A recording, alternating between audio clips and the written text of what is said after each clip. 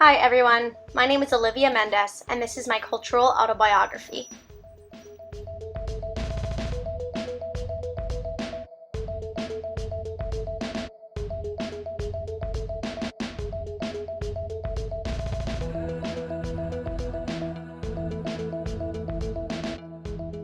Where I come from has definitely molded me into the person that I am today, and has also led me to the place that I am today, the University of Delaware, where I'm studying history education. Just as my culture has definitely molded me into the person that I am today, it'll likewise mold me into the educator that I'll someday become.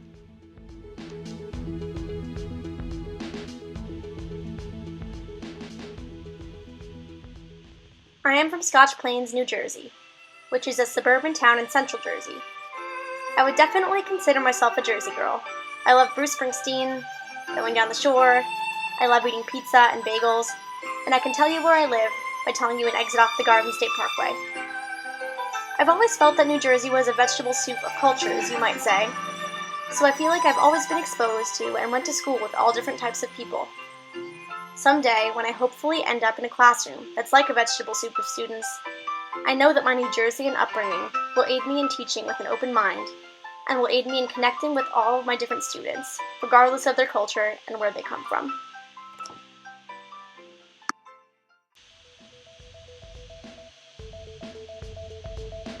I am European. I am half Portuguese and half Albanian. My mom was born in the United States, but her parents are Albanian.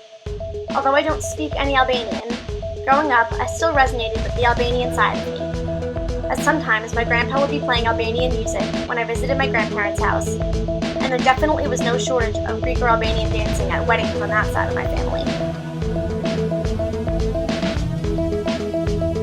While my grandpa was born in Albania, my grandma was actually born in Istanbul. She knows how to speak 5 languages, which I've kind of always been in awe of. My dad was born in Portugal, and his family immigrated to the US when he was 5 years old.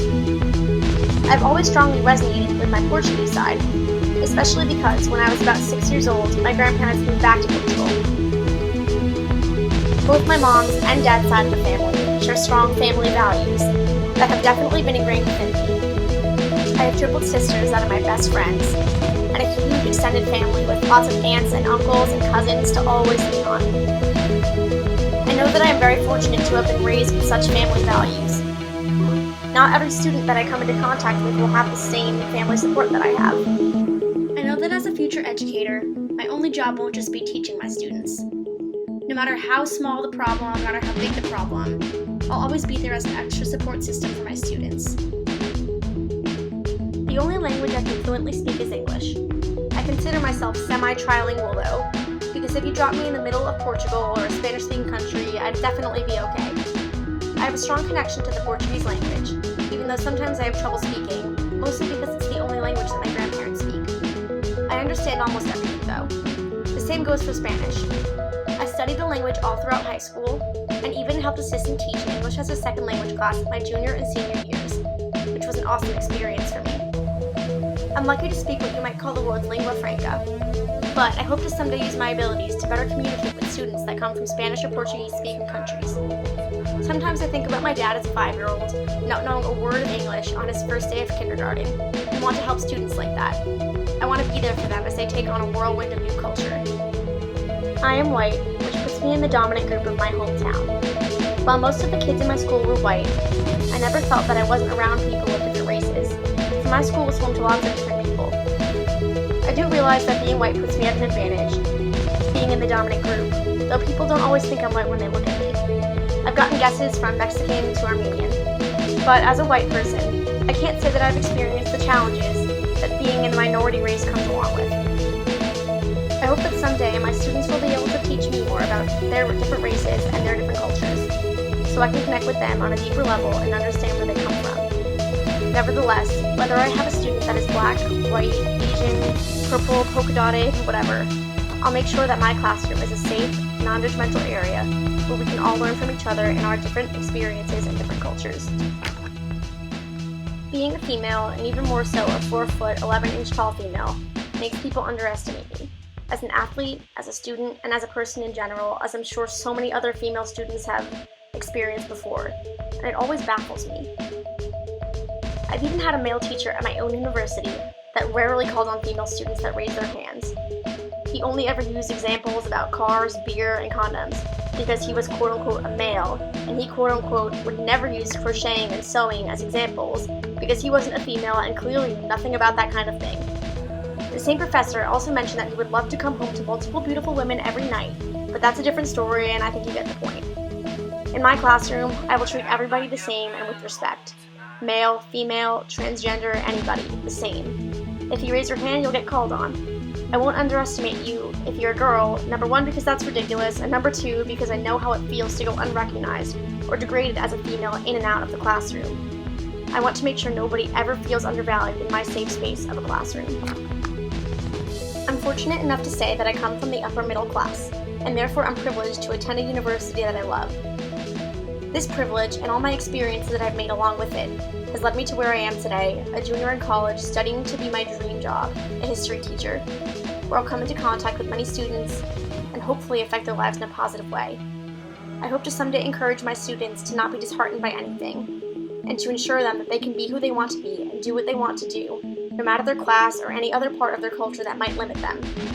My privilege has allowed me to become educated and aware about different issues that my potential students might face someday, and I'm prepared to help them with those issues no matter what they are. I am heterosexual, which puts me in the majority. I remember the first time I ever learned what it meant for someone to be gay. I was watching the show The Amazing Race when I was a really little kid. One of the teams on the show was labeled as the gay couple.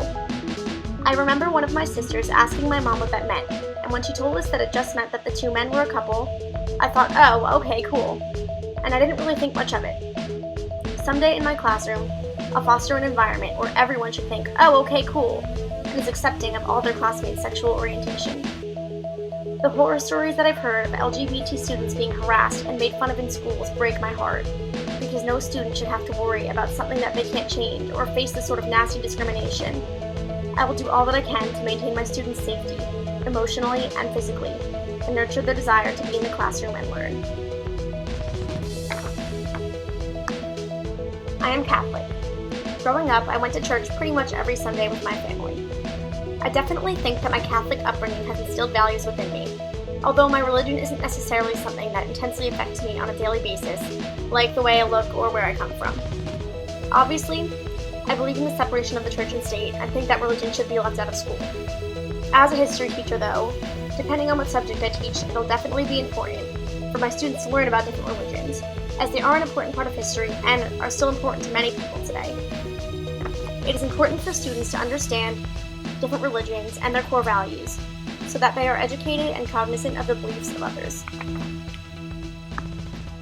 About my exceptionality, I don't have any disabilities, and though I've always worked hard and done well in school, I wouldn't necessarily call myself gifted. I've always done well in school, but I think it's mostly just because I'm a hard worker, and I'm constantly keeping myself occupied and I'm always feeling like I'm busy.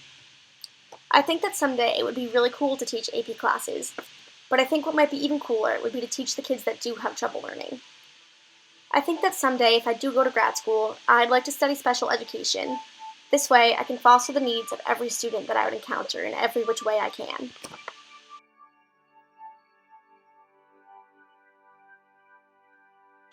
I'm not too sure where I'll end up someday, or what school I'll be teaching in, or what grade I'll be teaching, but those are all my experiences, and I'd like to use all of my experiences to jump with enthusiasm into my teaching, and be the most caring, accepting, and be the best teacher I can be. There isn't one right way to understand the world, and I want my students to learn more than just the history I teach them, though I do think it's very important, otherwise I wouldn't be studying history. But I hope to someday teach my students by looking through my own cultural lens, which I think has given me a pretty good culturally aware foundation to be a successful teacher. And of course, I know that someday I'll learn more from my students than they'll probably ever know. I can't wait to meet them someday and learn all about their cultural autobiographies, allowing me to grow even more in my teaching abilities and cultural awareness.